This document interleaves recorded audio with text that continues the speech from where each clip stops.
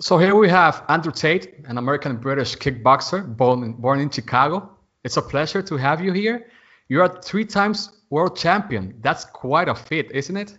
Well, yeah, I don't want to be arrogant. Don't want to Uh-huh. correct you. It's actually four times. Four. Oh, It's your three Wikipedia. times ISKA, Uh-huh, uh-huh. and then Wow. there's Fusion World title there as well. So four times world champion. Wikipedia lied to me. Yeah. How weird. How weird. Yeah, you know what? When I was on my old Twitter at Cobra Tate, Uh-huh. every time I would tweet something that people didn't like, they'd edit my Wikipedia and say all this weird shit about me, like I was a sexual deviant and a transgender, first transgender kickboxer, and just everyone just go through this. But they've How did you stopped manage now. that? Yeah, That's pressure. I don't know how they managed to get away with it. I don't know how it went down. So my whole page for a while was just slandering me. But How do you manage like that the constant media attack? That must be a little bit stressful sometimes. you know what? I have this magical ability to not give a fuck. And it's not just about media, it's about life. Like I am exceptionally good at not caring about things. Like I was like, Andrew, you're in the paper, the media hates you. Andrew, you're trending on Twitter, everyone thinks you're a dickhead. And I'm just like, who gives a fuck? Don't care. Don't care. Where did you think you got that? Is that something like in your family? Is that like something your father like taught you? I think it's just a matter of understanding that resilience, the key to resilience is that exact mindset. Is that understanding that there's always going to be something to be stressed about, and there's always going to be something to be mad about, and there's always going to be something to worry about. So they're always going to exist. Okay. So so it's like you're either going to be the person who's going to worry about them or you're not. I was raised very black and white. Besides my jumper, there's never been much gray in my life. So it's okay. you either care or you don't. Okay. Like, and a great way to decipher if you should care or not is if you can affect it or not. You know, Okay. if I say something and it goes viral and everyone gets upset, well, to me, it's a series of yes or no questions. Did I type it? Yes. Did I mean it? Yes. Am I going to retract my statement? No. So then that's it. So they're upset. So there's nothing that can be done. I'm not going to come along and start pretending I'm sorry. I'm not going to come along and lie. So it's like it is what it is. It's the natural progression of the world. And they can do it. I don't give a shit. Yeah, and that's something I think that runs in your family because your brother is also more or less like that, isn't he? Yeah, we're cut of the same cloth. We're basically the same. We're resilient and we say what we mean what we say. And my view is very much that if someone is angry or someone has a problem, it's their problem. They're the one who feels the anger. Okay. This is the thing that people don't understand. If I say something and they get angry, well, they're the one who feels angry. I don't feel anything. Yeah, that's it. So them insulting me, them trying to make me give a shit, it's just them trying to absolve their responsibility with their own emotion. Yes. I'm angry. I'm trying to make him angry back so that we're both angry. So they're trying to pass the buck. They're trying Do you ever get angry? Do you ever get angry? I get angry, but I don't get angry at what people tweet at me. Like I don't. I've never read Twitter in my life. So do you have like your notifications off? Well, they're all there. I've got every insult in the world in my notifications right now, and it's just I'm through my 5 Twitter accounts. I think I'm on my 5th Twitter account now. Yeah. I keep getting banned. Through my 5 Twitter accounts, I've never once sat there and read the words and been like, I can't believe. Every time it's just like whatever. It's just like to me, it's a big joke. I don't care. So I think there's a big difference between you and others. I've talked with other people and they just block the people. Do you block people on Twitter? I never block, no. So you just don't. I heard this is why I keep getting banned because I end up with armies of people who hate me who report me all day. Yes. That might be why. Maybe I should block, but I don't block because to me, I don't know. There's something about it to me that just feels a bit cowardly. Well, the thing is that you have power over the people that gets angry with your tweets or your words. Well, the thing is, and also I think this is why my accounts grow so fast because if there's someone who's going to tweet at me all day insulting me, then all their list is going to think, who the fuck's this guy? And I think that's why I grow so fast through the haters because I'll get 10 grand followers. I'll get 10K followers in 2 weeks. Yeah, no big deal. Well, you've been like, as you said, banned 5-6 times, and you just grow this fast. It can't kill me. Take that. So now, sometimes talking about banning, how do you You recently, I read a tweet that you were recently like more or less banned from the payment processor people. How do you manage that? Because no money, that's a killer, man. Man, I don't. There's some crazy shit going on the world today, and if you're on the wrong side of the political spectrum, I just went on Infowars, which is where all the right wing crazy people go. I went on the crazy. I can now say I want people away from Alex Jones.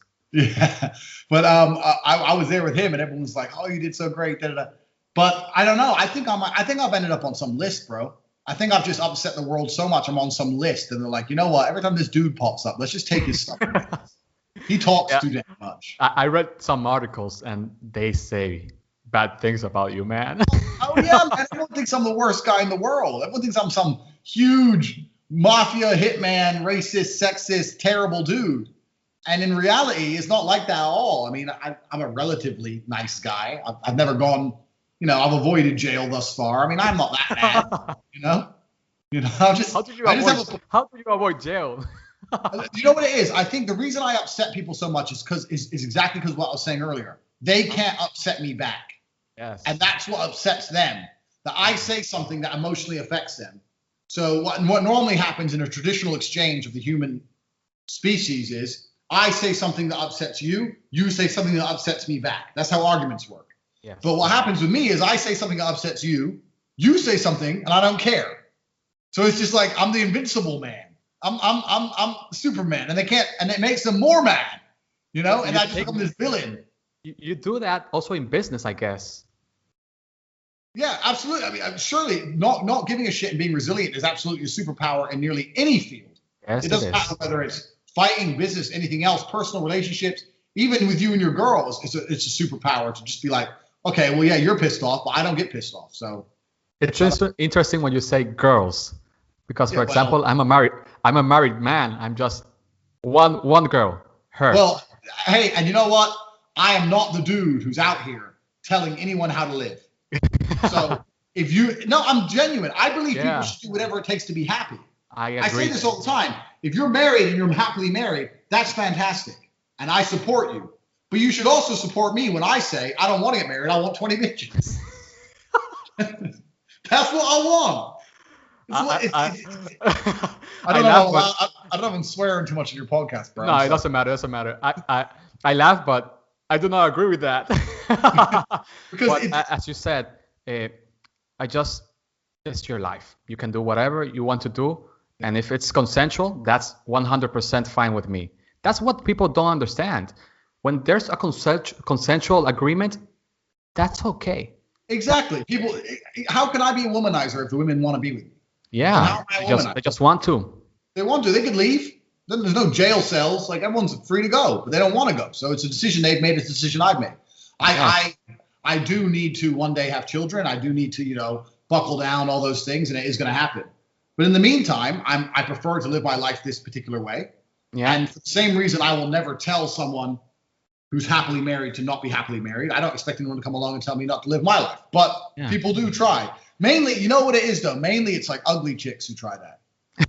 Usually, it's ugly girls. Yeah, that's some weird crap, man. I don't understand why I do. They just want to pull someone from the... They're upset they can't be part of the... Yeah. They're like, I want to be one of the 20, and I'm not hot enough, so I'm just going to start trying to give this guy some trouble. Yeah. You said something about having kids. I have one. My wife is pregnant at this moment. She's about to how do you say that? Give birth in around 3 months. And I can say having children is an awesome experience. So I want to talk about that with you. Have you ever engaged with children with do you have nieces or no? It's only you, your brother? I've got a sister in America. It's me, my brother, my sister. I don't really talk or engage with young children very much, probably hardly ever at all. I am looking forward to having my own kids. Yeah. But I'm looking forward to it in a far more 10, 20 years? No. Sooner rather than later, but it's going to be much more like a project than fun. Do you know what I mean? I'm thinking I can make the next Andrew Tate. Right now, I'm super awesome, and I can make the super awesome. I can make an awesome copy of you. Yeah. How are you planning to do that? Because, for example, society you have to marry. You have to be with that person and stay the whole life. That's something that, studies more or less say that it's the best thing for the children, having both their father and their son. Yeah. How are you going to manage that? Well, here's my view. I am a results-based man. So I like to keep everything in my life results-based. If I have a car and it isn't performing, the car's got to go. If I have a business and it ain't making me money, it's got to go. If I have a chick and she ain't acting right, she's got to go. Okay. So I believe in incentives. So my view is as follows. If I marry one girl, then the law and the government and the country is telling me I have to be with her, or I have to give her X amount of money if I leave her, or I have to X, Y, Z. They're the ones deciding. Whereas in my particular situation now, in Romania where I live, where there's none of these laws, and on top of that, the fact that I have so many women I'm with, whoever I have kids with, whatever, if she pisses me off, then I'll make sure the kid ain't starving, but you ain't going to be driving a Range Rover if you annoy me. It's results-based. You better be good. If you're good, I understand that. You're going to be a rich mother. You know, because my kid, I don't believe in raising kids rich. Kid don't need nothing. Kid I don't believe that also. So I ain't worried about the kid. I can give him $20 of food a week. That's him done. He doesn't need nice clothes. He doesn't need nothing. He's going to grow up ghetto. So as for you, he's going to learn resilience like that. He just needs to learn how to get results by himself. Absolutely. I grew up poor. That's how it is. So as for the mom who wants Gucci handbags and stuff, she better stay looking pretty, not get fat, and stay agreeable and nice to be around. Because if you're going to start being one of those baby mamas with a big mouth, you're going to end up broke. And I'm results. She's like a businesswoman as yourself. You're a businessman, but how would you manage that? If she's like a businesswoman, she has everything. She doesn't give a fuck if a lot of the women, I think if a woman had her own things and stuff, it's going to be hard when she gets pregnant and have kids. Yeah. I noticed in Eastern Europe, especially, not just Romania, but all of Eastern Europe, even when women have children, they stay in fantastic shape and they look so good. You'll see a woman, you can look on Instagram right now. Anyone watching this, look on Instagram right now, type in a Russian supermodel with 2 million followers. She's still got 3 kids. She still looks amazing. And the reason is because there's no such thing as alimony payments. So if you're not still fuckable, your man's going to run off with some 19-year-old chick. So I didn't know that. Yeah, it's just performance based. It's competition. Okay. So they're I want my man to still love me, so I better stay nice. So that's interesting because here in the Dominican Republic we have the alimony laws. I have some friends that, just went broke because of that. Yep. And they need to pay that alimony like by law. And if they don't do it, they're gonna have a really bad luck with the law. The law. And I understand why the alimony laws exist. I understand it's because the government doesn't want to be forced trying to raise all these kids. I get it. Yeah. But from my perspective, I like the idea of having children, and I'm going to look after my kid. But looking after a kid is not nearly as expensive as looking after the mother, because that's what the mother wants. And that's what happened is if she's a nice, agreeable person. If I say I'm taking the kid for a week, or if I say I can't see the kid this week, I'm traveling for business, I don't want no big ass argument. I'm not going to be one of them guys arguing with his baby mama over some dumb shit. You're 10 minutes late to get him. Blah, you can't see him anymore. I'm not doing that. You want to get fresh, you don't get no money in your bank. That's how it is. Big bank take. That's how it is. Results based. Yeah, it's results based. Results based. You better behave yourself. That's how it is. Hey, I'm laughing. I'm laughing because that's not how it works for many men. Yeah, of course. But I've just thought ahead a little bit. That's why I run away out here. Yeah. I run away out here where I am for a variety of reasons, but that's one of them. Yeah, so, and I want to talk about those variety of reasons. So I just came up with two like main titles for the main themes for these videos that we're having right now. The first one, the worm mentality. Why? Because you've talked about being a worm and how that life is just meaningless. Yeah. You've tweeted a lot about that, and that got me thinking, wow, calling someone a worm is really a really terrible insult, because worm has no meaning. It's my favorite insult. Yeah, it's horrible. And on the other part is the Tate mentality for business. Okay. So I want to start first with the worm mentality. What do you consider are like the traits of a worm person? Well, the reason I call people worms is because it's probably, when I think of animals, there's a lot of animals which aren't necessarily big, strong predators, but they have something admirable about them. Okay. You know, like even a mouse can't hurt you, but it can run fast, it can scurry. Even a cockroach, it's ugly, but like it can survive a nuclear explosion. Yeah. Like, but a worm is just the most, it can't go anywhere. It just sits there, just waiting to die, just wriggling around. It has no defense mechanism. It can't see you coming. It can't even make a noise. It can't even try and repel you with a noise. It's just a pointless, just waiting to be killed. Just a worm. Just food.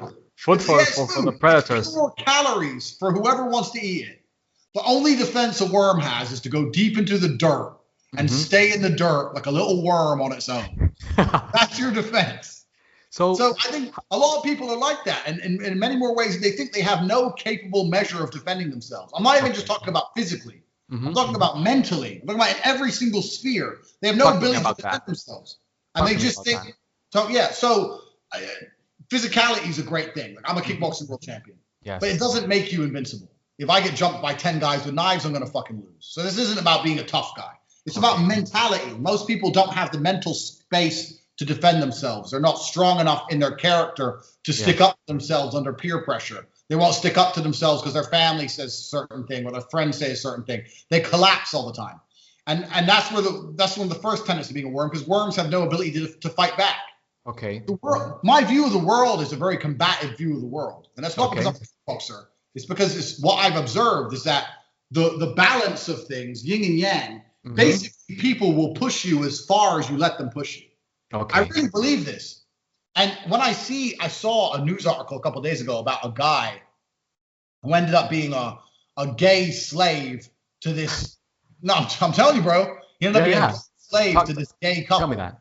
He was a gay slave to this gay couple, and he ended up like cleaning their whole house and stuff. And he was like a gay slave thing. They had some sexual thing, and he got AIDS and he died or whatever. Oh man, horrible. But my point is, there's some people who have no boundary to how far they'll be pushed. Okay. And if you're that kind of person, there's always someone who's going to push you to you're going to find someone else who's going to push you to the absolute limit. You're going to find yourself naked with a dildo where it shouldn't be, cleaning windows, because you have no resistance in you. Everyone has a different level of how much crap they'll take from the world. So there's you don't take crap from no one.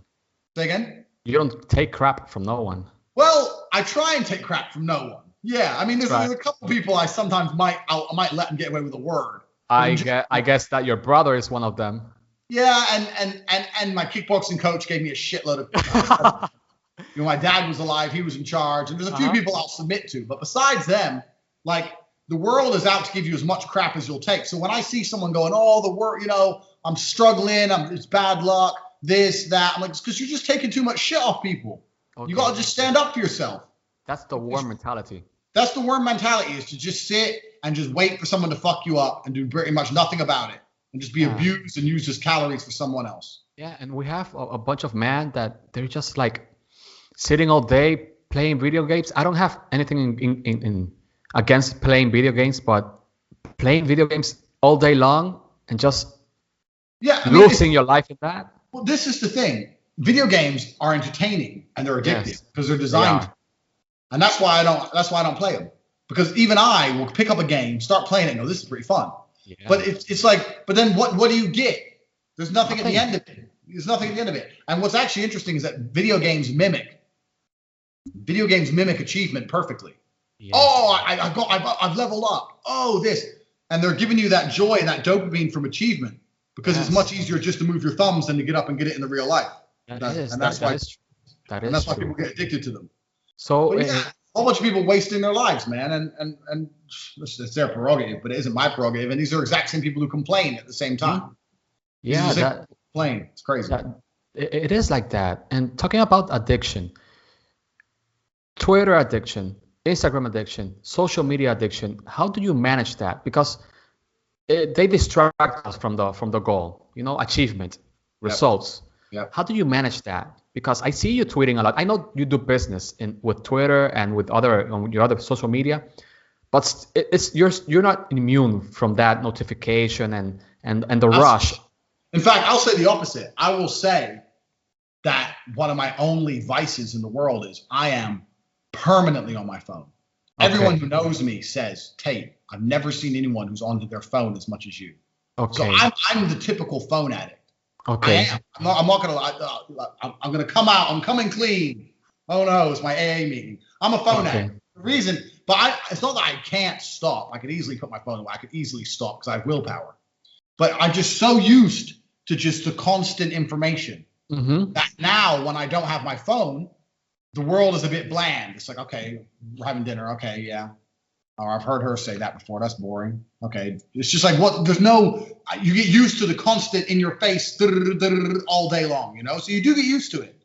Yeah, I'm battling with that right now because as my account is growing, you get a lot of DMs and people like business inquiries and people just saying thank you for your content and that really makes one feel like somewhat special.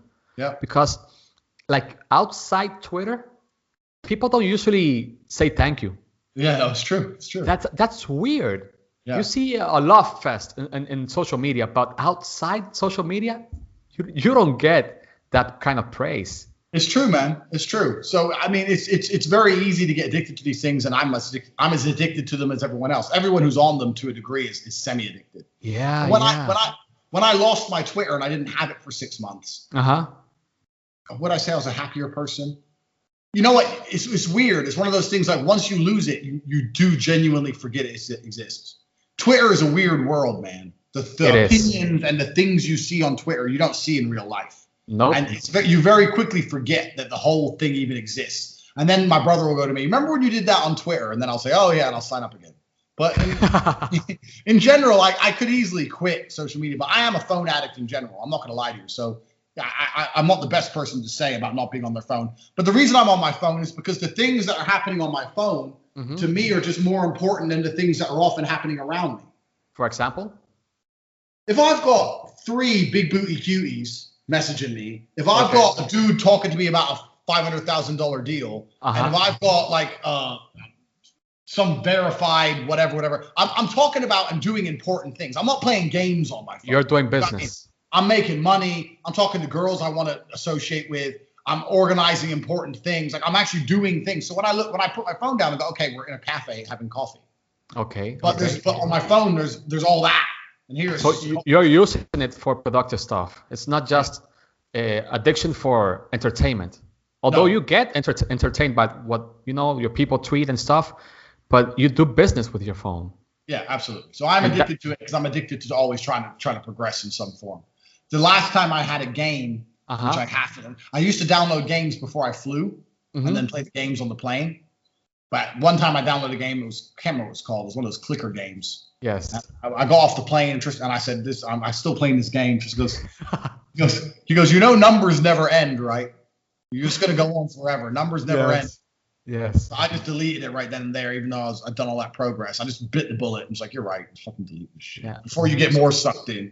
What's your take on how a warm person or a warm mentality person can break out of their shell and just stop being a worm and turn into a business person or a great person? The truth is this, man. It's risk versus reward. And this is the reality of life, is that it doesn't matter if it's business, it doesn't matter if it's fighting, it doesn't matter if it's something else. There's always a risk versus reward. The reason people end up in a worm-like state is because it's the least possible risk. But then it's also the least possible reward. That they go hand in hand. Yeah, so, they do. So if you want to stand up for yourself and start doing important things, you also have to be very prepared for all the bullshit that comes with that. And you will get that. And you're going to get it. And you have to be resilient. Yes. I think one of the biggest determining factors in how successful someone is how well they can deal with stress. And I genuinely mean that. Like, how do you deal with stress? Well, I mean, like even now, now I've got an easier life. But at the peak of my life, I just started 2 businesses. I was also training to be a world level fighter. I also had 2 girlfriends who didn't know about each other. I also had I had so much shit going on in my life. And most people couldn't deal with the impact of having a world title fight, 2 businesses at the same time, staff leaving. I had lost some money. Long story. I was fucking 40 grand down. These two girls just caught each other and me cheating. They're both at my house threatening to kill me. Like, there's so much shit going on. Yeah. And most people just can't deal with the mental load of it all, you know? I put myself in that situation because I knew I was capable of handling everything. Yeah. The more stress you can handle, the more things you can take on. And that's what money making is. It doesn't matter what it is, but in general, making money is solving a problem for someone. And so the more problems you can adopt, the more problems you can take on, the more problems you can solve, the more problems you'll make. Yeah, that's like trial by fire. Absolutely. So if you're the guy who can fix all the problems and take all the stress and deal with all the shit, you'll usually probably end up with some money for doing that. Okay. So, you know, do you have like some practical way to deal stress? For example, some people just like to meditate or take a walk. In your case, you have your girlfriends, so I guess there's a way to, you know. Helps. So how do you manage with that? What do you do to deal with stress, like specifically? Specifically to deal with stress, I think it's just looking at it from outside yourself. Mm-hmm. Like even right now, I won't give details, but 2 days ago, I lost $150,000. Okay. It's a lot of money. It is. So I could sit and worry and cry and da-da-da. Now I'm doing my best actively to get that money back. Mm-hmm. But also you have to look at it from outside yourself and sit and think and just understand that two things. One, the sun's going to keep on rising. It's going to go down. It's going to come up. And the world's going to keep spinning. And there's a whole bunch of people out there who have their own problems. And no one else gives a fuck. The reason I'm not going to sit and lament about my issues and cry about it is because no one cares. And for me to sit and believe other people care is the biggest mistake I could make. Nobody gives a fuck. Even if I were to die in a car crash tomorrow, there'd be a few tweets. Remember that guy, RIP, RIP. In a week from now, the Twitter timeline will still be going on. The world will still be spinning. The sun will still be going up and down. And I might get thought of now and again. But in general, I'm history. This is it. The world's not going to stop for nobody. That's a very humbling thing to. It's super humbling. Yeah. And then when you do that, you think about your stresses and your problems, and you realize that in the grand scheme of the universe, okay, right now I've got two girls, both with kitchen knives, threatening to kill me, waiting for me at my door. Okay, that's a problem. Is it? What's that like? Ninja, bro. They ain't ready. They ain't ready for Big Daddy T. They ain't ready. They come at me with their feeble murderous attempts. You're a kickboxer. So they come out the game. So, but in the grand scheme of the world, in terms of the size of the planets in the solar system, how important is that event? Who gives a fuck? In 5 years from now, everything that's stressing me out right now, in 5 years from now, will I still be stressed about it? Well, the answer is no. Yeah. So time is going to heal it. So why don't I just accelerate that process using the power of my superhuman brain and thinking, you know what, in a few years, I'm not going to care. So why don't I just stop caring now? Yeah, so it's trained, you know? That's a great way to talk about the Tate mentality. It's just like put yourself outside of the situation, analyze it, like being an eagle flying to the field, analyze it, and just be humble about things, about your importance in the history. That's a very interesting thought, because some people might feel or think that being so small in the timeline of the universe is something wrong, is something bad. But you reframe it into something positive. Absolutely. To break yourself out of stress. Absolutely. There's even if you're Trump himself, I mean, it doesn't matter. That guy. Yeah. You know, if he, you know, but sooner or later, nothing's going to stop the world from functioning. Nothing is, it's going to continue. You know, it's just the reality of it. And people get so absorbed in themselves and their feelings. I feel sad. Who the fuck? No one cares how you feel. Because in terms of the reality of the planet, it's not important. But people attach importance to things that aren't important. And on top of that, this is another thing people forget, man. There is always someone who has it worse. Yes. There's always someone who has it worse. Yes, and and you say that and people go, yeah, I guess. No, not I guess. There's some dude out there who just lost his wife, his children, his mother, and his dad in a car crash at once. And he's homeless. And like there's some guy who's just lost it all. and it ain't you. So there's someone who has it worse than you, and they're still breathing. So you need to just chill out, you know?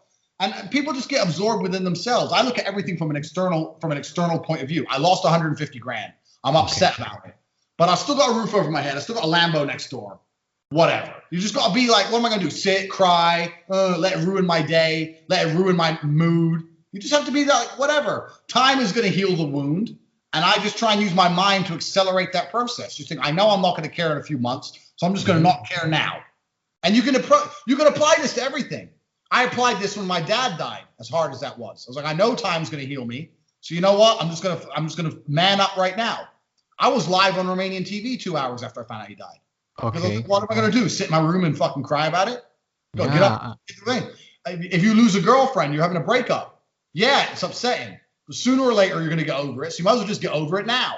Like, what's the delay for? The delay is because you can't control your mind. The delay is because you're waiting for your mind to do it by itself. Well, your mind is something you can directly influence. Yes. You can directly tell it what to do. So just do it. Some people just don't know how to do that. Well, people aren't trained to do it. And on top of that, people are told the opposite. This is why when I said depression wasn't real, everyone went nuts and came. But the reason is because people are told that they have no control over their mind. And that's not true. My view is one of the only things on earth you can control is your mind. It's your mind. You can't control the weather. You can't control other people. You can't even control your health. I can go gym every day and I can still have a fucking brain hemorrhage and die. Yes. You never know. The only thing you control is your own state of mind. Yeah. So when I say to people, I can think myself happy, they're like, what does that mean? It's like, it means I can sit there for 2 minutes and just think about all the great things I have and my family and the fact that I ain't hungry and and I can smile and I can make myself happy in a minute and a half. That's powerful stuff, man. But it's something you have to actively train. Yes. But people are told what the modern world tells people, you can't do that. You can't fix your mind. How you feel, there's nothing you can do. Go to the doctor, take this pill. It's all garbage. It's garbage. The mind is the only thing you have control over, so control it. 100% agree with you with that. I'm not saying it's going to be easy. I'm saying it's going to take some practice. But absolutely, it's mind control. This is why all these Wim Hof going into cold water. There's no physiological difference between him and anyone else. It's in his head. Everything is mental. It all starts in one place. Yes, I agree with that. And I believe that that's something you brought from your kickboxing life into your businesses, your private life. Because I can just imagine. I imagine this scenario. Some dude kick you in the face. The next day you have a big ass, how do you call that? Hematoma? I don't know the term in English. Swelling, yeah. Yeah, the swelling. I've always asked myself, how do fighters keep fighting after getting their face kicked by a train? But because I guess that I've been kicked once in my life, there. Yeah. That hurts. That hurts. How do you manage that the next day? Not in the moment, because the adrenaline, you don't feel shit. But the next day, how do you manage that? Or how do you manage that? My coach had a philosophy. When I used to go into the gym and I would have an injury or something. Let's say I had a hurt ankle. Mm-hmm. I'm training for a fight. I said, I can't run. I've got a hurt ankle. Okay. He'd say, do you think your opponent is going to go easy on you because you can't run? Like, you're telling me your ankle hurts and you can't go running. That's fine. So when you get in the ring, are you going to be able to say that to your opponent? Oh, don't go as hard because I didn't go running, so I'm not as fit. Do you think your opponent's going to give a shit? Or is he going to destroy you to the best of his ability, regardless of whether you run or not? And the truth is, he's out to get you. So it doesn't matter. So when you're making excuses because of your ankle, it isn't giving you any kind of benefit in any way. Okay. And life is the same. Life is going to destroy you to the best of its ability. So you have to train yourself to be resilient to it. And you have to train yourself to fight back. And a lot of people come up with excuses. I have this all the time. People DM me and they go, I'm overweight. Well, then lose weight. I can't because I'm depressed. It's like, is your heart going to not have a heart attack? And go, well, I was about to have a heart attack, but I won't because he was depressed, so it's not his fault he didn't lose weight. Your heart doesn't care. Reality doesn't care. You're still going to have a heart attack. You're still going to die. So whether you're depressed or not, or whatever excuse you have, your excuses do not impact the reality of the world. Mm-hmm. So if you want to be a realist and live in the real world, then you have to understand your excuses have absolutely zero weight to anyone but yourself. That's true. You have excuses so that you can justify in your own mind why you act how you act. But it doesn't change the reality of anything. So if you're a pure realist, a pure logical thinker, as I am, understand that excuses are garbage. And the only thing that matters is reality, and there's nothing outside of it. Yeah, and in business, it's just like that. In business, there's nothing else to do. And for example, you work with clients. You have your clients. You've had clients before, and you have clients right now in your war room. Yeah. And what you say, I guess you teach that within the war room. Yeah, absolutely. So I've got the Tate Shinkai products. So the reason I've got all this stuff on Tate Shinkai, basically, I was getting the same questions over and over again from the same people. So I think in many ways, I live the teenage boy's dream of like, if you're 19 and you find my account and you see all these want that. I want that. Yeah. Subscribe. Yeah, you're like, what? I see all these girls. I see this Lambo. He's got Bentley. He's here. He's there. I'm like, Dan Bilzerian's Dan Bilzerian. I'm not on his level, but I did it all myself. That's another level, man. That's crazy. Oh, yeah, but I know that he's a trust fund kid. He denies it, but I know for a fact he is because I know. Okay. He's a trust fund kid anyway. So I did it all myself. So I kind of give him a bit of hope, like, wow, this guy did it himself. I could do it myself too. But what I kept getting asked, how do you get girls? So that's why I teach it I say, go to takeshinkai.com. It shows you exactly how to get girls. And the war room's a mentality thing. I had a lot of people coming to me saying, I don't know like-minded people who want to get the same kind of things I do. And I was like, all right, so I put this war room together. So we have like 50, 60 guys in this Telegram now. All day we've been talking about how to make money. All day. We've got 3 new businesses we're launching tomorrow between us all. Great. There's just a whole bunch of dudes sitting about how can we make money. Because I was saying, like, one of my biggest strengths is that the only people I associate with are people who are money hungry. They're my only friends. If I go to dinner, we sit and we talk about money. That's what we talk about. No, and that's really straightforward. You either get money or you don't get money. So that's it. That's yes or no.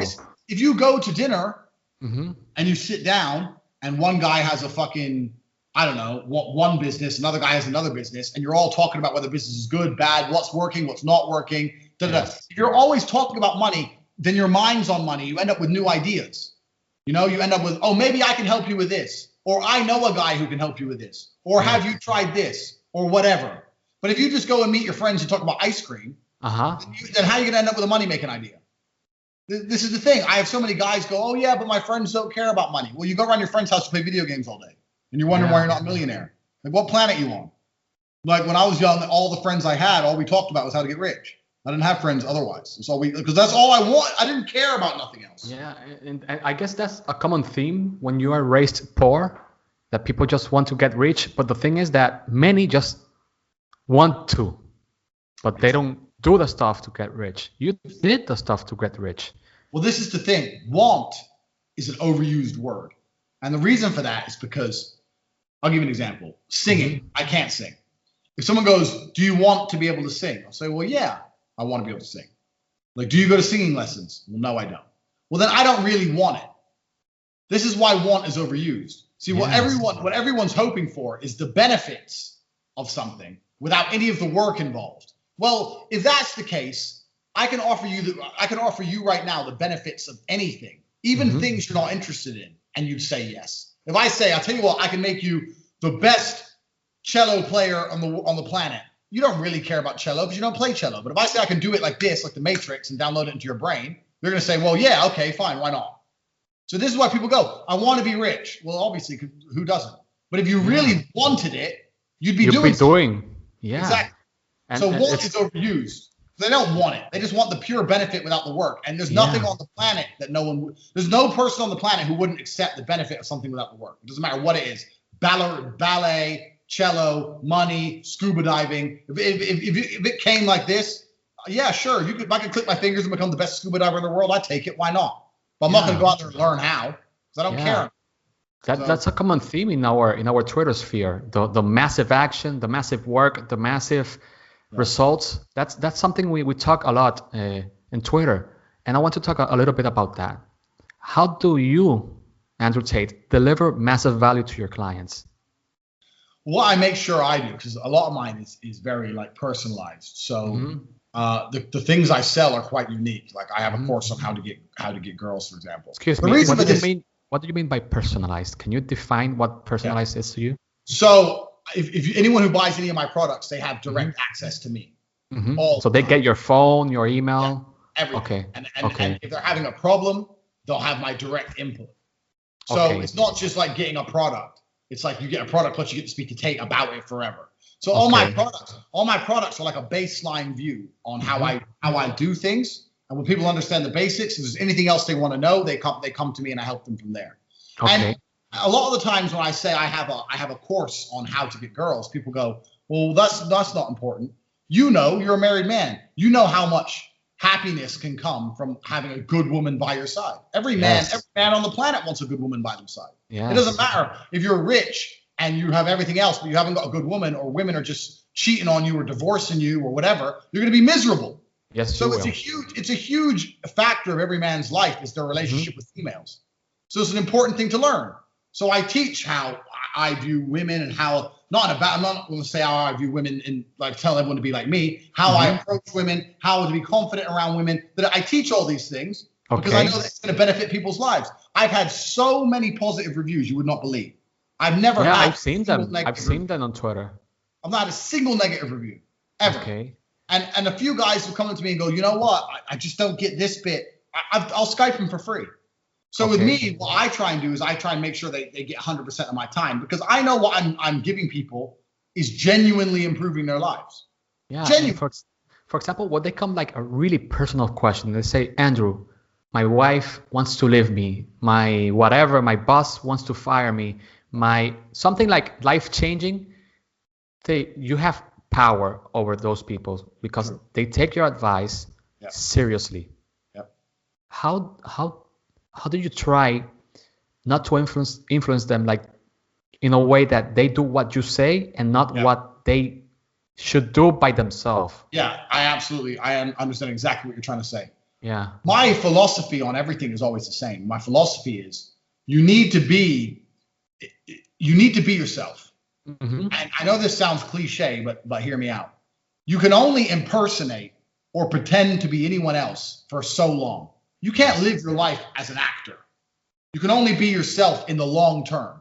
So if I have a girl who's unhappy with certain things about me, but that's who I am, then to me, there's no option but to split up.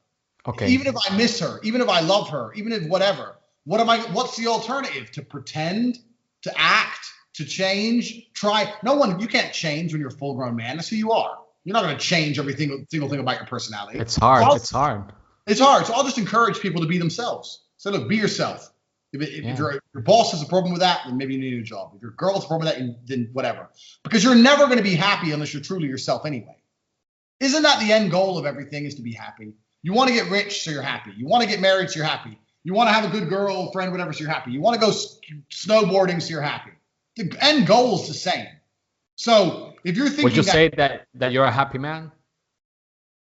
I would say I'm a happy man. Yeah. How so? I'm a happy guy. Yeah. How so? In my own unique, I have a unique spin on happiness. But by my own metric, I'm happy. Yeah, I'd say so. Yeah. So what makes Andrew Tate happy? I need freedom to be happy. Define freedom. I need to know that I don't have to be at a certain place at a certain time. I need to know that there's no boss who controls me. I need to know I can say what I want. I need to know I can fly wherever I want to fly. I need to know that I can do as I like. I don't like to feel constrained in any way. How do you manage your business relationship? Because sometimes that mentality like makes it hard for the other person to deal, for example, with that. How do you manage when the other person says, Tate, I don't agree with that. Yeah. Nope. Whatever you say, I won't do it. We won't do it. How do you manage that? Yeah, and that's a big factor. It's absolutely a factor. But you know what? I have this reputation as the ultimate villain of the internet. Okay. I do have this bad guy image. But you know, I really do think that, like there's no such thing as an absolute rule, and there is nuance to everything. Yeah. And I'm a firm believer in just basic respect. Like if someone invests 100 grand in a business and me and him doing it together, I won't take his money and disappear. Yeah. Oh, I'm going on holiday now. I'm not that dude. You know, like I do show respect to other people and those kind of things. But when I say I want to feel free, I just don't want to ever feel like my life's in a box. Yeah. And that's my personal view of happiness. But you know what? Like some of the happiest people I've ever spoken to are homeless. Okay. I've spoken to homeless people, and they've been. Tell me about that. Tell me.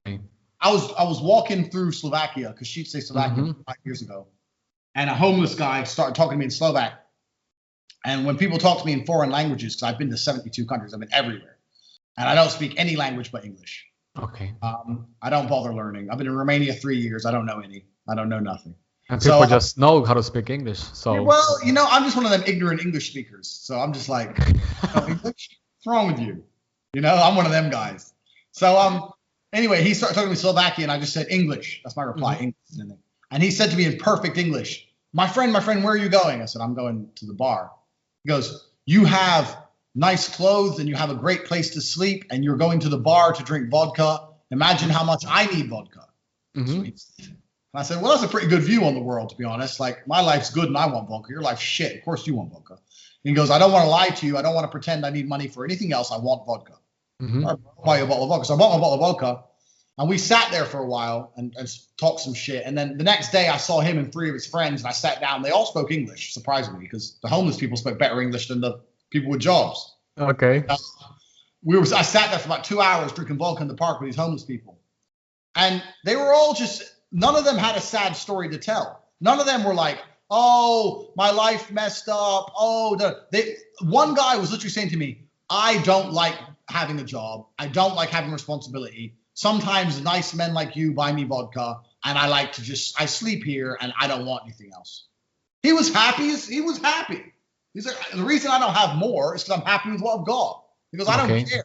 He goes, I don't want, people tell me they're going to help me find a job. I don't want a job. I don't want to go to work. I want to drink my vodka and fall asleep on the bench. And I like the story, man. And then you start to look at world. You think, okay, so what is successful?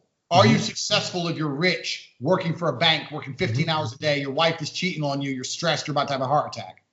No, you're successful if you're content and you're happy. So in many ways, the homeless people are more successful than the person doing the job they hate. Success is just how happy you are. Yes. If that's what it takes to make you happy, then whatever it is. So I could be a lot richer than I am if I was all about the money, but I do other things and try and live a different life so that I feel I don't care about money as much as I care about my free time and whatever. So sometimes you have to just do what makes you happy, and the happier you are, the more successful you are. And I say this to people: if you start an online business and you make $1,000 a month, yes, and that's it, but you manage to find a little place to chill, and you're living a good life, and no one's telling you what to do, and you're stressed. You're happy. You're successful. You're successful. Why not? Why, I don't want to talk for too long, but I don't know if you ever heard there's a short story about the Mexican fisherman. Have you ever heard about that? Tell me. There's an American businessman who's down in Mexico, and he sees a Mexican fisherman who goes out and fishes, and he catches one fish, and he comes home. And the American businessman goes, why did you only catch one fish? That whole place is full of fish. You're a very good fisherman. You only caught one. He goes, yeah, because I like to just catch one fish so I'm not hungry. And then I like to go and just chill with my family on the beach and drink some wine. And the American guy goes, no. That's not what you do. You need to go out there and catch as many fish as possible. You can sell them for profit. And the Mexican guy goes, and then what? And he goes, and then when you sell them for profit, you can buy a big boat. He goes, okay. And he goes, and with the big boat, you can catch even more fish, and you can have a fleet of boats. And when you have a fleet of boats, you can build this huge company. You can put it on the stock exchange. And once you put it on the stock exchange, you can sell it all, and you'll be a billionaire. Mexican guy goes, okay, well, how long will that take? And the American says, well, that'll take about 20 years. And the Mexican guy goes, okay, so after 20 years and I do all these things, then I've sold my fishing company, then what do I do? And the American guy goes, then you go and sit on the beach with your family and you chill with a bottle of wine. And the point is, you go through all that hell to end up exactly where you would have been anyway, just chilling if you're not so greedy. What makes you happy? What makes you happy? If that's what you want to do, then just do it. So you can skip a lot of the crap if you just, find contentment in other things.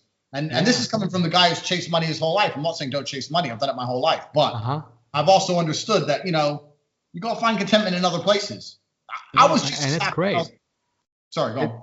It's great. It's great to hear the nuance in your story, because I sometimes see this man in the manosphere that they just say everything is yes or no. This women are this or that, and they don't see the nuance in life. You either have money or you don't have money. That sucks. That sucks. And hearing you say that, it's great to hear it, because there's nuance in your thinking, and maybe some people cannot see that in Twitter, because Twitter is just for the lulz, and for laughing. But hearing you say that, it's how do you say it? Comforting. Yeah, and it's great to hear it from you, from your mouth, coming from your mouth. And I guess many people can appreciate your honesty when you talk like that. Would you agree? Yeah, well, yeah, and this is the truth. I mean, I never wanted to end up in that corner of Twitter that I've ended up in. I got there when I first turned up. I was like, red pill, what pickup artists, what? I didn't know how I kind of got there, But I mean, I kind of doubt Twitter heavily. I doubt how much a lot of these people are doing the things. When I read someone who read 3 books a week, take cold showers, get up at 6 a.m., never sleep. I'm just sitting there thinking, bro, come on. It's a lot of it is just virtue signaling from the other side. The social justice warriors, they virtue signal one way. And then the other guy, us on the manosphere, they virtue signal to try and be the toughest men in the world. And you have to see who's walked the walk and who hasn't. Would you say that you've walked the walk? Well, this is why, this is going to sound a bit arrogant. Tell me. But, I'm a 4-time kickboxing world champion, self-made millionaire. So if I come on Twitter and say X, Y, Z, I kind of feel like I can say it. But then there's some accounts, some anon account. You don't know who they are. I don't want to show their face. And this is how you get rich. Who even are you? You may be the homeless guy in Slovakia who I don't, for all I know. Or the Mexican person from your story. Exactly. So it's there's a whole bunch of stuff on there you got to kind of take with a pinch of salt. And even when I started my business, Tate Shinkai, doing the courses and stuff, the only reason I'm teaching this stuff is because I know exactly what I'm talking about. And I know what I'm talking about, and I have verifiable proof. I say all the time, someone goes, how do I know you're telling the truth? Look at my Instagram. Just look and scroll through, and you will see the proof that the life I proclaim to live is lived. It's there. It's pictures. And you have the pictures and the videos to prove exactly. that. I've seen your fights. When you kick someone in the face or punch, man, I'm a fan of MMA. I love fighting, caged fight, but not real life fight. Yeah. Programmed, you're paid for fighting. I love that. And when I see you fighting, you stop fighting. But when I see the videos, I just say, damn, I want to be there, but I just don't want to get kicked in the face. Well, this is the problem. I'm the same, bro. I want to be the fighter. I don't want to get hit. Every fighter is the same. No one wants to get hit. Yeah, no, but you get hit. You get hit. That's how it you goes. Don't want to get hit, but I don't want to get hit. You understand me? Yeah, exactly. Well, so yeah, I might make a comeback this year. I don't know. My mind is it's hard for me to decide exactly what to do with the fighting thing. I miss it, but also I've got other distractions now, and it's hard for me to finalize. Now I'm getting to the end of the years I could do it. I'm 32 now, so it's now or never. So I'm kind of thinking, I've got to go back and have another shot or not. Sorry, bro. I've lost your sound there, bro. Can't hear you. There you are. I can hear you. Great. Okay. So I wanted to end in a high note. Yeah. But first, what would you say you would change or do differently from your life if you had to start over again? That's a really good question. If I had to start over again, what would I do differently?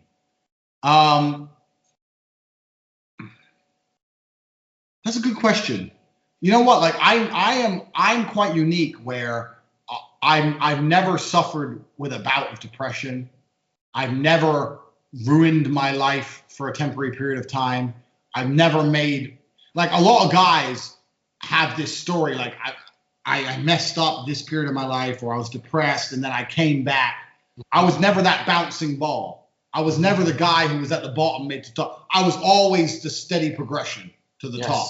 I can't think of a single year of my life where I was doing dumb shit that I shouldn't have been.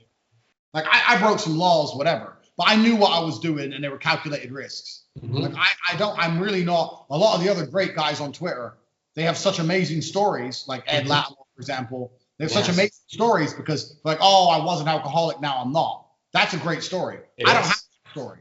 I was always steady progression to the top, never really fucked up.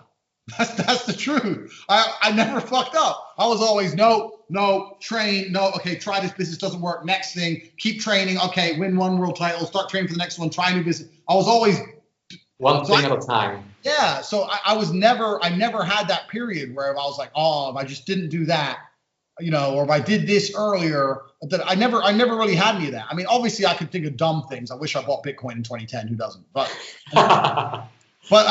like I never really had any big periods in my life where I made mistakes. I was raised and understood how to act and how to be from a very young age. So I knew what to do.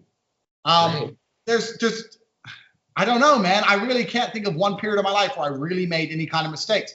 There was obviously unhappy periods of my life where there's times bad things happened, but that's a learning process and that's normal and happens. That's for everyone. You have to go through that to understand, you know? So I wouldn't even turn them away. So I don't know, man. If I could go back in time, I'd buy a shitload of Bitcoin and sit and wait. That's about it. I don't know, man. Like I really haven't had any of those big mistakes in my life. And when people come to me and they have had those big mistakes in their life, I say, okay, fantastic, great. Well, to me, that just means you wasted a bunch of time. Get to work. Okay, what, we're gonna sit and talk about it? This is why I don't like. I have a beef with warm people. A lot of people. But when I say I really do believe depression is not real, and I know that blows people's minds. But I don't say it to get attention. I believe that depression is not real. I believe that depression is situational. I believe that humans we're evolved to feel depressed based on our situation, and the reason for that is so we don't get comfortable in shit situations. It's an evolutionary mechanism to prevent us from ending up in situations we shouldn't be in. If you go to jail, you're depressed. Well, it's because you're in jail. It's situational. So when you say I'm depressed, I say, okay, that means there's something about your situation you need to change. I don't believe your diet, your lifestyle, diet, exercise, your job, your girlfriend, your wife, whatever. Taking pills and living the same life is not a solution in my mind. I don't understand that. To me, it doesn't make sense. So depression is absolutely situational. And I also have a beef with therapists because therapists are obsessed. I'm telling you, you know what? Tell me. Podcast.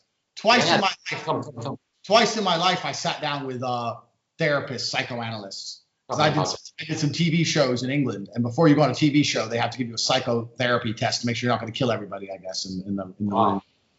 So I sat down with this therapist, and I ended up getting an argument with him. He was asking me all these questions and saying this. So what about your childhood? I said, I don't want to talk about my childhood because it doesn't directly affect me. I know it affects who I am now, but you're asking me for tiny nuances, like where I put my hands. Like it has something to do with what I did when I was 4. Like, come on, bro, grow up. And then I said to him how therapy is not an exact science. Like in math, 2 + 2 is 4. But in therapy, it's not an exact science because you have people who are an alcoholic. Because a lot of judgment is applied from the therapist. Yeah, you have people who's an alcoholic because their dad's an alcoholic. And you have people who don't drink alcohol because their dad was an alcoholic. So you have people who react differently to the same situations. Yes. So it's not an exact science. And he goes to me, yes, I agree, but there's general rules we follow. And I said, well, you have a problem there, friend, because I'm an exceptional individual. I have an exceptional IQ and I've achieved exceptional things more important than what you've achieved. I'm smarter than you and I've done things you could never do. So you're trying to apply general rules to an exceptional individual. So they don't fit. So your general rules are for general people. I'm a world champion, self-made kickboxing millionaire. You can't apply your general rules to me. So what do you practice that line all over again? Have you? And he was just sitting there like, trying to write things down. So I don't know. I was like, I don't know what you're writing down, boy, but it's wrong. Yeah, because that is an unexpected thing to say to a therapist. He's an idiot. So I don't agree with therapists anyway, because every time I've argued with them, they've ended up fucking looking stupid. So, but therapists obsess over the past in a level, and the reason they do that is to make money. because everyone has a past. So why not pay attention to the future and what good things you can do now to affect the future? You know, like if you're going to come in and pay me money to talk about your past, well, I'll find some new past to talk about every day because this is where my money comes from. But when people come to me and say, this bad event happened, what do? I say, what you do is get to fucking work. It's happened. It's happened. It's terrible. I'm not saying it's not terrible. I'm saying we can't change it. So why are we going to sit and talk about it and waste more hours? You've wasted countless hours upset about X. Like when my dad died, I was devastated. I didn't give myself a second, a minute to sit there and destroy myself. You got to get on with it. There's only a future, you know? And this can be verified. Next time you meet an alcoholic, talk to him. You talk to an alcoholic for long enough, you'll see they all live in the past. All of them have some problem from the past. And now that's why they're alcoholic. So there's so many people who are ruining their futures based on what's already happened. And I don't understand why. No matter how bad it is, the future's still waiting to be built, and only you can build it. Yeah. So I have zero sympathy for these people. And that's why a lot of people come at me and say I'm bad. But I think having zero sympathy is the only way to motivate them to understand. You want to fix your life, and you got to get and do it. I'm not going to sit and talk about what happened in 1988 all day. I ain't got all day. I got shit to do. And so do you. It's the reality of the world. So. And I guess that you talk a lot of that with the people that go to your sites and your Twitter account, your DMs. Absolutely. Everyone in the war room, man. We got some guys in the war room. He's like, man, I wish I knew what I knew now. You know, when I was younger, I'm 40. I was like, yeah, but at least you know it now. You could have been 50 and not know it. You could have been 60 and not know it. So at least you now know it. So, you know, I wish, you can always wish for shit when you were younger. I wish for shit when who doesn't? I wish I bought Bitcoin, like I said. But it's just a fruitless, it's your energy being wasted on absolute fruitless exercise. There's 0% chance of getting what you want. It's a losing game. I wish in 1998 I did whatever. Well, it's a losing game. So your energy, that's all you are, is your energy. You have to put it somewhere that's going to benefit your life. And you can only put it into the future. Putting energy into your past is never going to progress you. It's never going to progress you. That's true. You just have to do it. There's nothing to it but to do it. I say this to people all the time. There's nothing to it but to do it. Oh, but how do I do this? You do it. And the thing is that people know what they have to do. They know it. They know that they don't have to. That they have to stop dwelling in the past and do the job right now to affect the future. But I don't really understand what's their thought process. But it's so weird to see people that know what they have to do and still don't do it. That's weird. Because people sympathize with them. And they like the attention, I guess. And this exactly, they get attention and sympathy. And this is why sympathy is so dangerous. When someone comes to me with their problem, my answer is always the same. I don't care. And the reason I say that is because, one, I don't care. And two, because it makes them understand the reality of their problem. The reality of their problem is that no one cares. It's not important. It's not important. And even if it's tearing you up inside, no one cares. So you have to just get on with it. But if I were sitting and go, oh, really? Okay, let's sit and talk about it. It's just picking at the wound. It's pointless and it's just mindless. But this is the world we live in now. We're taught the complete opposite of what I'm saying. We're taught to sit there and discuss everything and talk through everything 100,000 times. And just wondering why everyone's got all these mental problems. If as strongly willed as I am, if I were to go into a therapist's office and talk about all the bad things that's happened to me every day for 3 hours a day, I'd end up depressed myself. Can you imagine? I don't understand how people, how those therapists deal with that. Hearing all that crap all over again. Why? That has to do something with their mindset. Do you agree? You look at World War II. Think of all the people who lost family in World War II. Think of all the horrible shit they saw. Think of that. Back then, there was no therapy. There was none of that crap. The war ended, and what did people do? They got on with it. They had to work. They had to work. Mothers lost their sons. Sisters lost their fathers. Husbands lost their wives. Whatever. And you just had to get on with life because there was no other option. And now we live in a world where nothing on that level of devastation has happened in modern history. And now people are upset over Twitter. It's like you just need to. It's insane. It's insanity. And when someone like me comes along who's unaffected, everyone calls me crazy. Oh, Tate, you're crazy. You're crazy. I was like, well, maybe I'm crazy, but I'm happier and I'm more resilient than you. If not being crazy means I get upset by Twitter, then thank God I'm crazy because I don't want to imagine. Could you imagine if all that energy people invested on getting mad on the internet were invested in productive stuff, making the work better. Absolutely. That would be awesome, but absolutely something will happen right now. Getting mad at the past, getting mad at things they can't change. It's just pure energy waste. Just pure energy waste, because that's all we are. We're human beings, and we have X amount of time on this planet, and you have energy that you have to direct in, and the more energy you direct in a certain direction, the more likely you are to be successful. And if you're putting all your energy all over the place into dumb shit, then don't come at me and complain you live a dumb shit life. It's not my problem.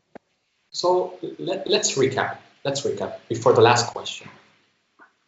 We talk about you having kids in the future.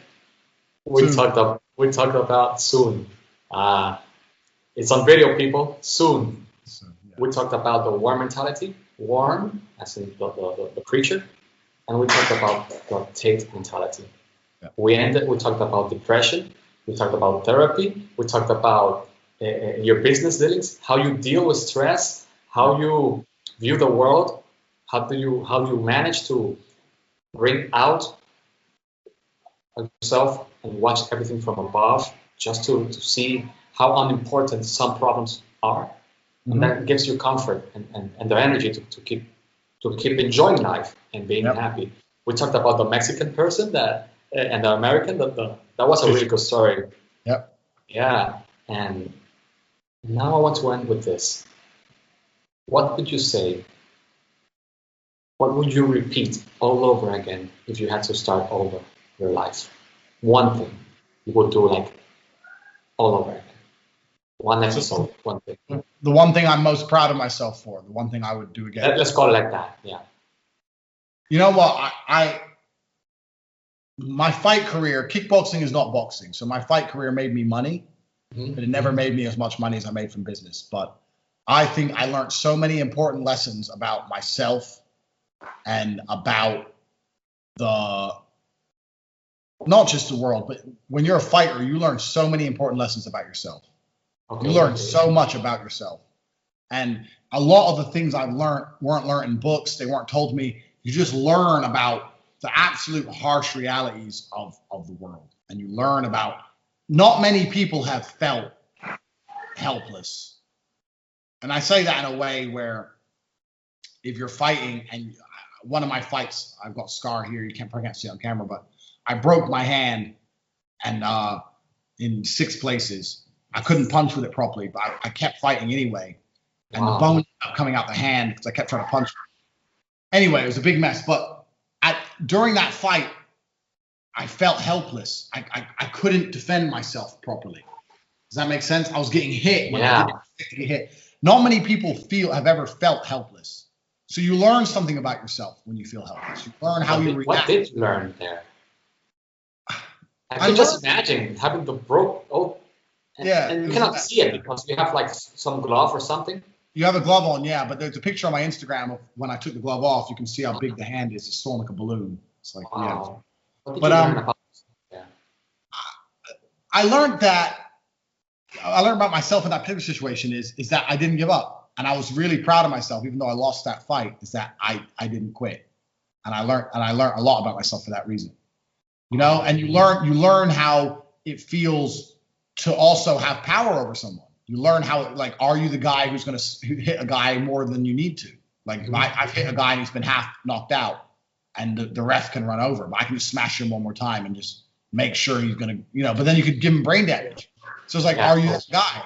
You get to learn about how it feels. You get to learn about genuine discipline. Training for a fight, fuck any other sport. Every other sport, I don't care if you play football, I don't care if you do tennis, I don't care if you're whatever, dancing, gym, fitness, whatever you do, you don't have a clue what discipline is until you train for a fight. Training for a fight is much harder in every way. So you learn a whole bunch about yourself from a discipline point of view. It's just I can't explain it. I've learned so many little life lessons from my fight career, and you learn, most importantly, to not feel sorry for yourself. Wow. You learn that in life there's winners and there's losers. Mm-hmm. And you also learn, most importantly, that excuses, like I've said before, don't matter. If I lose a fight, I'll tell you the story. I retired. Mm-hmm. I came back 2 years later, and I fought again, and I lost the fight. And I lost the fight because I got poked in the eye in the first round, and I couldn't fucking see properly. So I got poked in the eye, and I stopped the ref and poked in the eye, then called the fight off. And I thought it was going to be a no contest, but it was a loss. Now, when I tell people, oh, I lost that fight because I got poked in the eye, it was an accident, no one cares. Everyone goes, oh, you lost, yeah? Okay, cool. Yeah.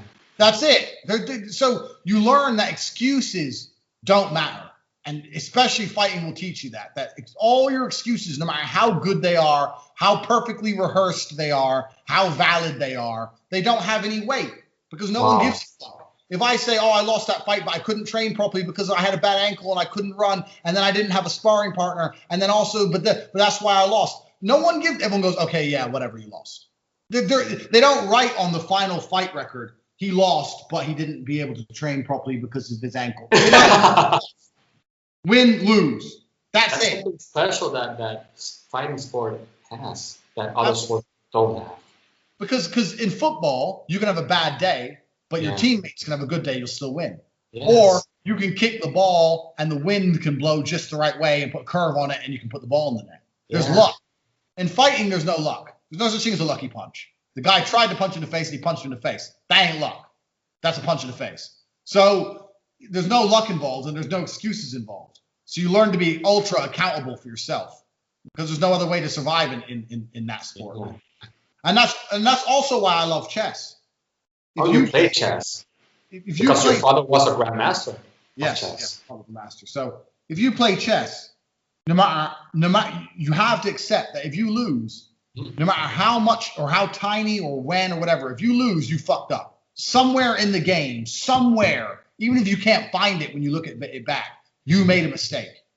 And it applies to life, the same analogy. If your life's in a shitty position, somewhere along the line you fucked up. You may not be able to see it or identify it or what, but somewhere along the line you made a mistake. And chess and fighting are exactly the same from that perspective. And I look at life from the same perspective. If your life ain't where it is, if your life is not what you want it to be, then you need to look and understand that you made a mistake and only you can change it. It's your fault, and no one's going to save you. No one else cares. No one else gives a fuck. No one else cares. No one even cares enough to try and save you. No one cares. It's down to you. If you don't care enough to go and get a Ferrari, then why is someone else going to care enough to give you one? It's crazy. Did you say that your brother cares about you? My brother does care about me, absolutely. Me and my brother have a bond closer than any other brothers on earth. But if I started abusing drugs and drinking alcohol every day, he'd try his best to stop me. But if 2 years later I'm still snorting coke and ruining my life and drinking, there's going to be a point where he goes, you know what, fuck this guy. Yeah. Because there's a point where you can lead a horse to water. Yeah, there's a breaking point to everything. You try to help, but if the person doesn't want to help, that's it. Absolutely. And this is the thing with fitness. I get this all the time from people who go, I want to get in shape. I say, no, you don't. Or you don't, or you'd be in shape. Oh, but I want to lose weight. No, you don't, or you'd lose weight. Because getting fat doesn't happen on accident. It doesn't happen slowly. It happens over time. It takes years. It takes years. It was a decision you made. And now you're telling me you want to get in shape. Well, if you want to get in shape, you go get in shape.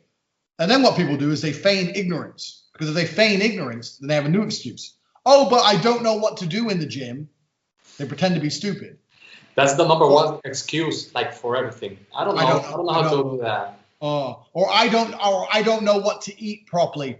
I don't believe there's anyone on this planet who doesn't know the difference between healthy food and unhealthy food. Yeah. Try to put broccoli and Doritos in front of you and say which one's healthy. You'd know. No. So don't give me that I don't know shit. I'm not saying you know everything about diets. I'm not saying you know everything about the gym, but you know how to start eating healthier and start going to the gym. Pick things up and put them down. It ain't complicated. That's it. So you just don't want it enough. If you want it enough, you go do it.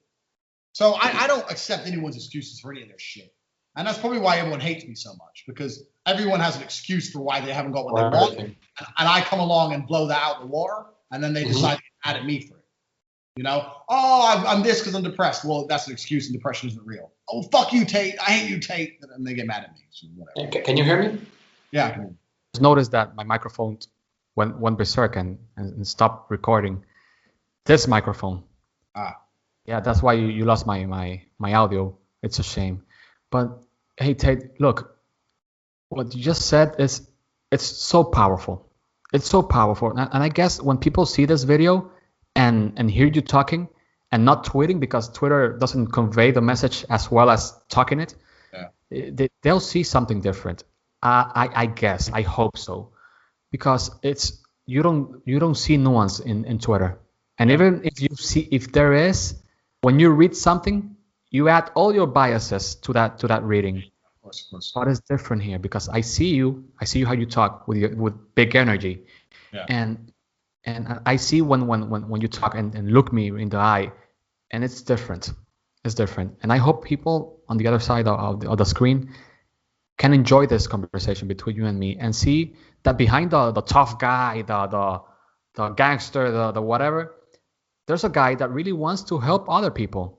Well, this I do. You know why I want to help other people? It's because success is not. People think success is something that has to be stolen from others. Mm-hmm. People think that, like, if I'm successful, I have to take it from someone else and make them poor. I disagree. Mm-hmm. We can all be successful. Yeah. You can be successful, and I can be successful, and we can help 100 other people get successful. And even doing the same job. Absolutely. Happiness is not something that's stolen. There's no certain amount that is handed around. Mm-hmm. We can make as much as we want.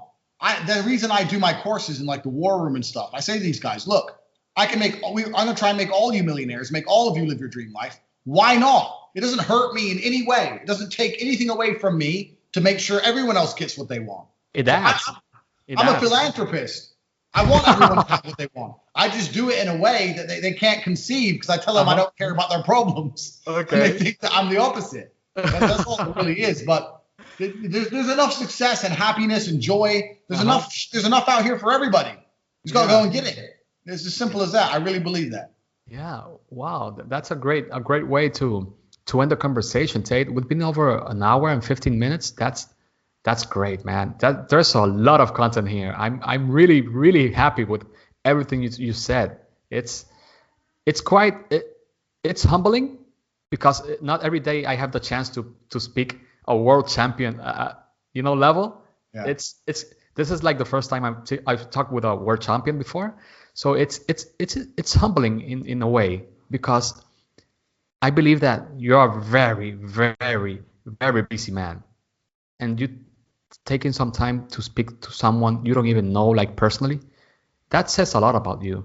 And I saw your tweet that you want to do more podcasts, and that's amazing stuff. And I wanted to thank you for that, for the opportunity, not only for me, but for other people that are trying to level up their game. And it's great stuff what you're doing right now. And I wanted to thank you for that. And man, keep winning. And I don't have to tell you, you just keep winning, but keep winning and keep helping other people, because we need more people helping other people. Absolutely, bro. And I appreciate it a lot. And yeah, man, it's been fun. You had good questions for me. I liked it. You gave me lots of talking points, so it's been fun. Yeah, I had more personal questions, but for another podcast. Another time. Thank you so much, Andrew, and have a great night. It's night in your country. Thanks, bro. Bye.